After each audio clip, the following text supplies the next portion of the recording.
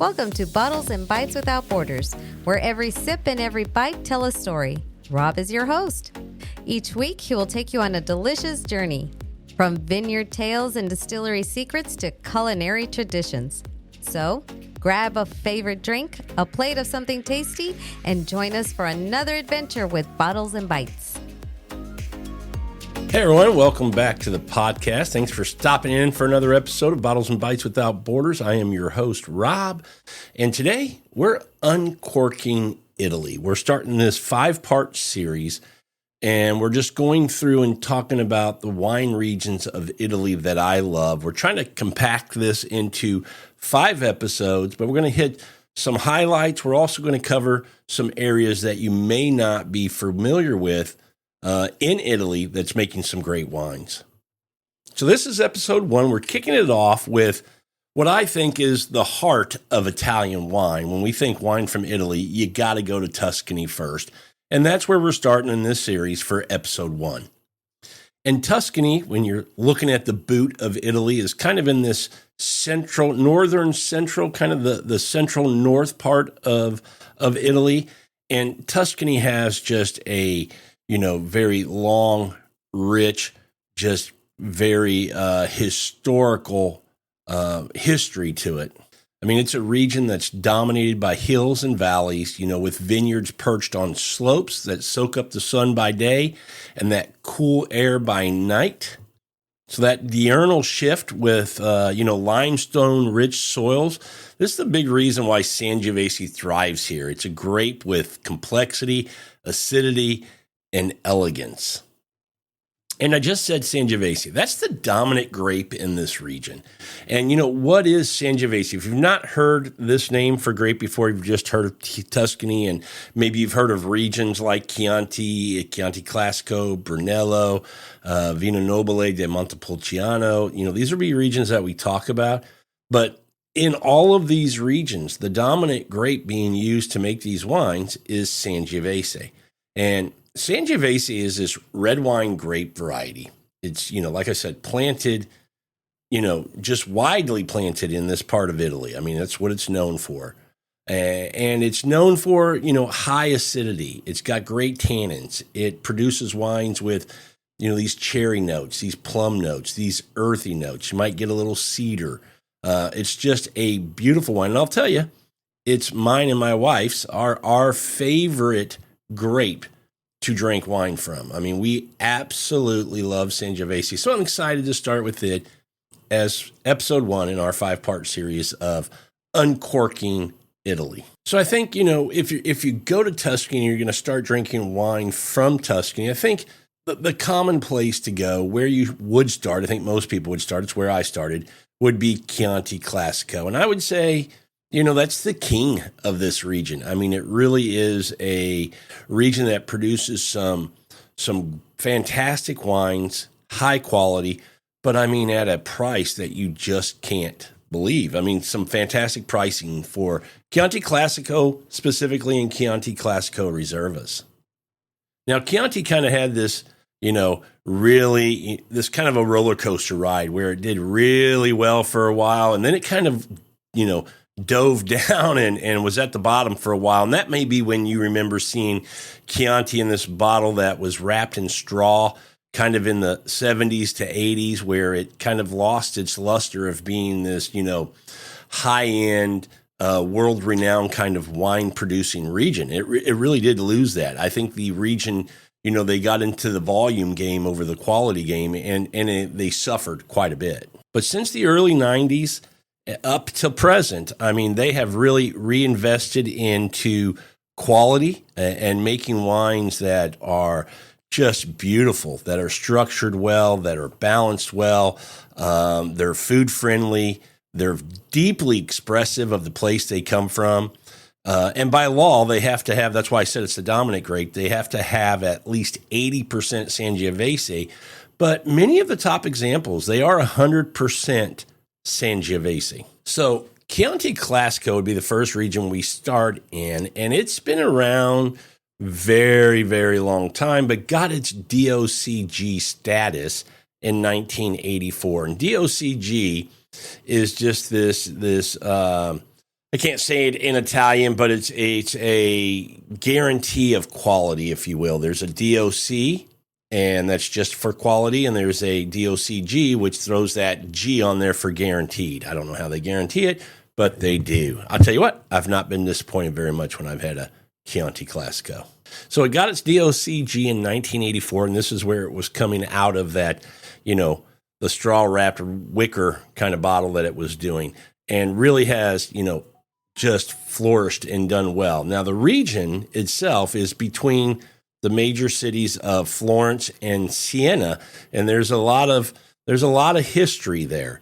The name Chianti first appeared in the 13th century, but by 1716, the Grand Duke of Tuscany defined the Chianti zone, making it one of the first legally defined wine zones. I mean, to think it went back, or wine regions, I should say, to think it went back, gosh, we're talking over 300 years now. That's just crazy when you think about wine and how long it's been around, not just making wine, but in a specific region where there's this, these rules that apply to how you make it, what grapes, these kind of things. Obviously, it wasn't as drilled down as it is now, but these were a defined zone way back then, over 300 years ago. And, back in the day, hundreds of years ago, and as recently as probably 50, 60 years ago, white grapes were part of the Chianti formula, like Trebbiano. But modern classic Chianti Classicos and Chiantis must be red only. They've eliminated requiring that white wine be a part of the blend. Now, why does Chianti Classico matter? Well, it represents Tuscany's wine heritage. It really does balance, the tradition of this area. Modern winemaking and its global recognition helped put Italy on the map for wine. Really did. Now, one thing you might see on a lot of bottles of Chianti Classico is that black rooster on the label up on the neck. And this signifies authenticity, but it also ties or has ties to the Chianti Classico Consortium, this group of growers that all kind of come together to make their wines because they're not big, they're not huge, that, buying power is in bulk, that if they combine and kind of work together, they kind of, as the saying goes, rising tides lifts all ships, and that's what the consortium does for them. It kind of brings all these growers together, these winemakers together, and they work together to sell and distribute their wines. And to me, starting in Chianti is the best place to start. It's a place that you will start, but you will also stay. There's a lot of places around the globe that you start in a country or a region in that country, and then you eventually kind of move out of there and go to something else. Chianti is a landing spot. It's a destination. I mean, they have such fantastic wines. And again, said it early on, at great values. It's a place that you're going to stick around and continue to drink from as long as you enjoy wine. You'll expand, and you're going to go to other regions of Tuscany, and that's what's going to lead us to our next region, which is going to be Brunello di Montalcino. And Brunellos are, another Sangiovese grape, again, this whole region, but it is a clone of the original Sangiovese, and they call this clone Sangiovese Grosso. And these wines made in Brunello are 100% Sangiovese Grosso. They're built in a way to age and be able to last, but they're also produced in a way that has age on them already. They age these bottles for years, or these wines for years, before they actually release them. So they can easily go toe-to-toe with some of the top Bordeaux's or Barolos. I mean, these are Brunello di Montalcino, fantastic wines. I mean, this is, big boys, a little bit more powerful wines when you go up to Brunello. Now, Brunello di Montalcino, this is just south of Siena in Italy, in Tuscany. Also 100% Sangiovese. That's the requirement. We said in the Chianti region that, minimum was 80. Here in Brunello, or in Montalcino for Brunello, it has to be 100%. Now, they got their DOCG status 4 years before Chianti Classico. So they got it in 1980. And again, you heard me say these are big, powerful, long-lived wines that, are just stunning, are beautiful, but still have that high acidity. And that's one of the things about Sangiovese that makes it great, sometimes unique, kind of like what we think about with Pinot and, wines that we think are just excellent, versatile wines.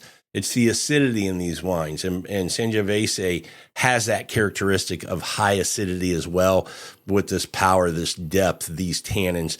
This is what creates this structure that makes these, just big, wonderful, age-worthy wines. And if you haven't had a Brunello, you're missing out. And once you do, I promise you'll have more than one. So Brunello, a little history on Brunello di Montalcino.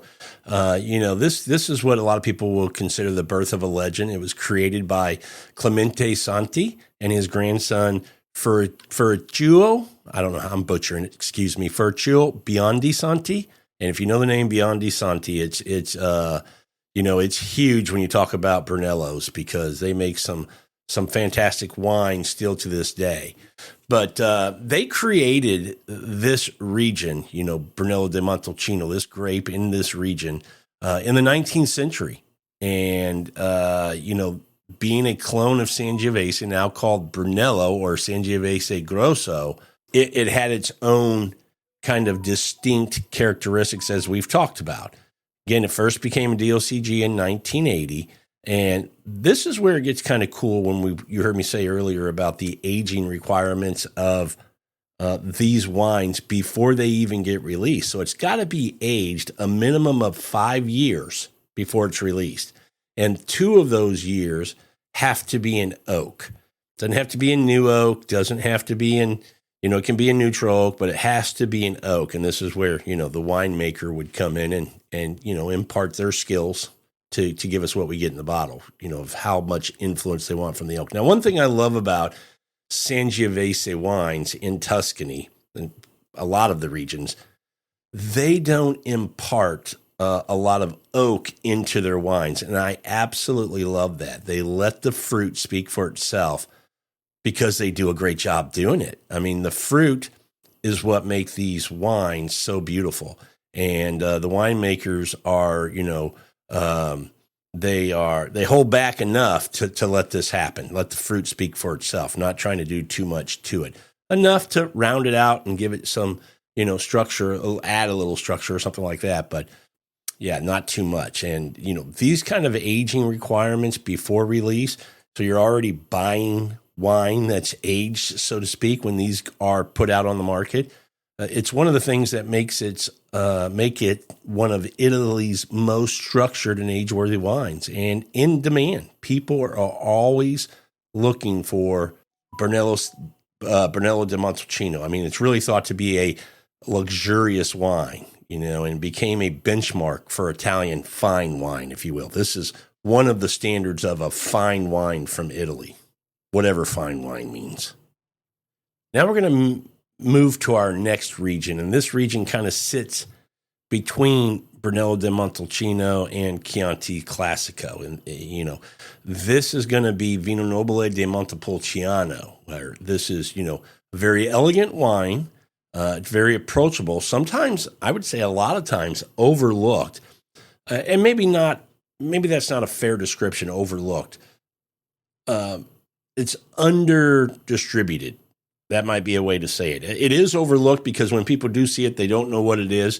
They don't hear the name Vino Nobile di Montepulciano.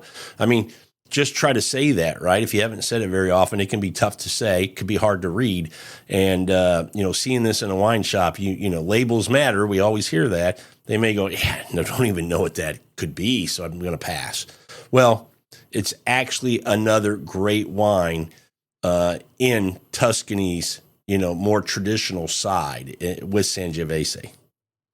And Vino Nobile de Montepulciano, and again, Vino Nobile is the noble wine. That's what we're talking about in Italian. It's the noble wine of Montepulciano being the town. Now, it can get a little confusing sometimes if you've heard of the grape. So there's a town, Montepulciano. This is Vino Nobile of Montepulciano. And then there's a grape, Montepulciano of Abruzzo, another town. It's really kind of funny to me that you would think in the town of Montepulciano they would grow the grape Montepulciano, but they don't. Go figure, right? So anyway, just to keep it straight, we're talking about the town, not the grape, Montepulciano. The name of the wine is the Noble wine of Montepulciano. That's a lot of Montepulcianos right there. But a beautiful wine. This was a wine that has some ancient roots to it. It was favored by nobility as far back as the 14th century, hence the name, right? Vino Nobile, the noble wine. This also has a DOCG. This was granted in 1980, like Brunello. So again, Brunello and Vino Nobile both had their DOCG prior to Chianti Classico, and I think that's because Chianti Classico had that period of time where they were playing with some straw. But this style of wine, this Vino Nobile di Montepulciano, this combines the elegance of Chianti with some of that richness of Brunello, often a more approachable for the palate, but also a little more approachable for the pocketbook, if you will. When you think about, if we talked about numbers for these three regions, I would say, anything between $17 and $25, you're getting fantastic Chianti Classicos. When we talk about Vino Nobile, you're probably going to be in that 23 to 25 on the floor, up to about $35, $38 for Vino Nobile di Montepulciano. And then I would say, around $40 is going to be your floor for Brunello. Going up, now you can get into the hundreds. But I think you can live in that $40 to $60 range, $65 range with some beautiful Brunello. So it's really cool that you have this one grape, Sangiovese, that has three very distinct styles within a region, Tuscany, that give you some options to, explore and drink from, because all of these, again, have this sense of place. You can see the difference in the style, the difference in the wines when they're made and when you're drinking them. And it's really a beautiful thing. All of these, I say, once you start drinking these, you're not going to stop. You're going to continue to explore Italy, as you should, as we're going to do on this series.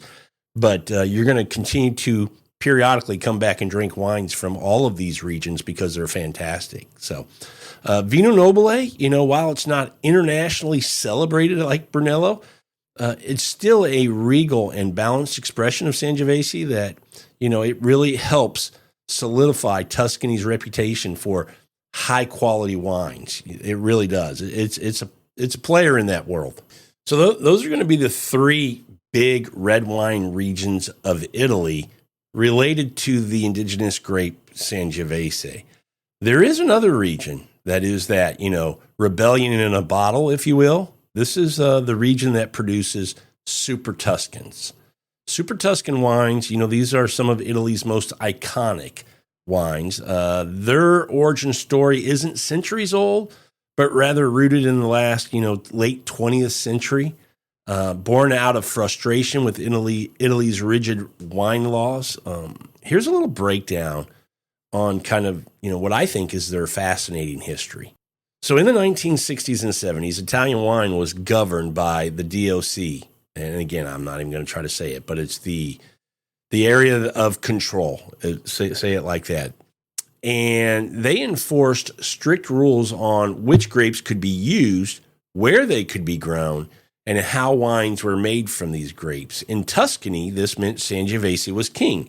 Wines that didn't conform, no matter their quality, couldn't carry a prestigious label within the DOCG kind of organization. So this is when the rebellion begins. This is when we start to see a movement that began with Sassicaia. Sassicaia was created in Bolgheri in the 1940s by Marchese Mario Incisa della Rocetta. Destroyed it. No, I did. He planted Cabernet Sauvignon and Cabernet Franc, and this was considered a very bold move in Tuscany. Sassicaia wasn't released commercially until 1968. So think about that. For almost 30 years, this gentleman was just making wine, kind of honing his craft, improving on what was in the bottle for almost 30 years before it finally hit the market. And it was initially labeled a Vino da Tavola, which means table wine, which is like the lowest classification you can get, despite, in many people's opinion when this came out, it having exceptional quality. I mean, these were wow wines, right? You take a sip, you take a sniff, if you will, and then a sip, and you're going, wow, these are freaking awesome. Well, that was, when these wines came out, but still called a table wine. Got the lowest classification because they weren't following the rules. They were doing something different. Well, in the 70s, Marchesi, Pero, and Tenori released Tigannillo, a blend of Sangiovese with Cabernet Franc and Cabernet Sauvignon, and aged it in French oak. Like Sassicaia, it couldn't be labeled DOC because it defied the rules. I mean, they're just pretty strict on that. They give you the recipe, you got to follow it. If you don't get to label it as a high-quality wine. So it was also sold as a humble table wine. And this sparked a trend. Other producers followed suit, experimenting with non-traditional blends, often using those Bordeaux varieties, and even 100% Merlot or Syrah wines were being made in this region. And this got the attention of some wine critics, especially in the U.S. and the U.K. They were starting to notice these wine critics from these high-consuming wine markets. And Robert Parker and others praised these wines for their richness, their structure, their aging potential. And soon they were called, and I don't know who gave it this name, but Super Tuscans. This is where it came from. This was the rise of the term Super Tuscan. It may have been Robert Parker, but don't hold me to that. It's not an official designation. This is just a name that was, given to these wines, but a marketing and critical term for top-tier Tuscan wines made outside that DOC system. Yeah, that's where Super Tuscans come from. Now, in this region, obviously, it has grown. And let me tell you this.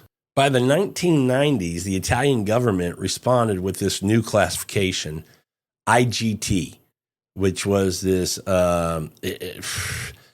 indicates geographical typicals, I think. This allowed producers more freedom while identifying regional origin. So we knew where it came from, but with this designation, you knew it wasn't playing within the DOC or DOCG rules, if you will. They had some liberties to do some different things with grapes with their wine.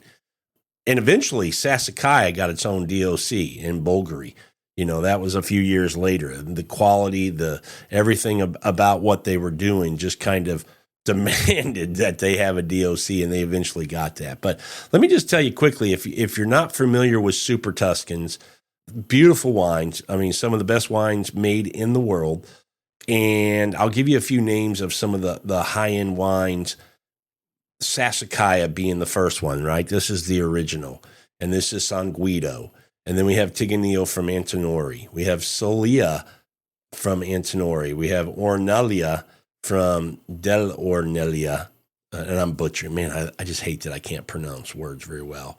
Maceto, which is 100% Merlot wine. This is considered kind of a cult wine. And then you have Morciaro and Scrio and La Machilo Palio. I'm again, laugh. You guys should be laughing. I'm butchering these words. So, Super Tuscans, they really revolutionized Italian wine. They broke free from the bureaucratic limitations that you had in these wine regions in Italy. I mean, they proved that Italian wines could be rivals to some of the great wines around the world, like Bordeaux. And they opened the door for innovation across Italy. They really, kind of set the stage for what people could try to do in Italy in making great wines. So this, as you can tell by episode 1, or part 1, I should say, of this series, Tuscany. When you think about it, you're going to go to red wine. This is a red wine dominant region. But, while it is red wine dominant, Tuscany does have some whites that are, worth noting. Vernaccia di San Gimignano is one of Italy's oldest named wines. It's a dry, crisp, slightly bitter on the finish, and, pairs beautifully with some seafood and some antipasta. You can also see Trebbiano, Malvasia, in some blends for some white wines. There are in some of the cooler spots of Tuscany, a little Chardonnay being made. So white wines are in this region. They're worth exploring. They're worth checking out because they're beautiful wines. But red wine is king. I mean, there's no doubt about it in this region. When you think wine in Tuscany, you're going red. There's just no doubt about it. And that's really, I'm not going to dive into a bunch of, reviewing and talking about the white wines of Italy. Go explore them, try them for yourself. They are nice. They're not going to be kind of the signature wine of this region, so we're not going to go too deep on those, but they're worth tasting and trying because they do make some really nice wines. That's it for episode 1 of Uncorking Italy. Join me next week as we travel north to Piedmont, the land of Nebbiolo, truffles, and wines that age like fine art. Until then, keep your glass full, your mind open, and your bites delicious. Cheers, everyone.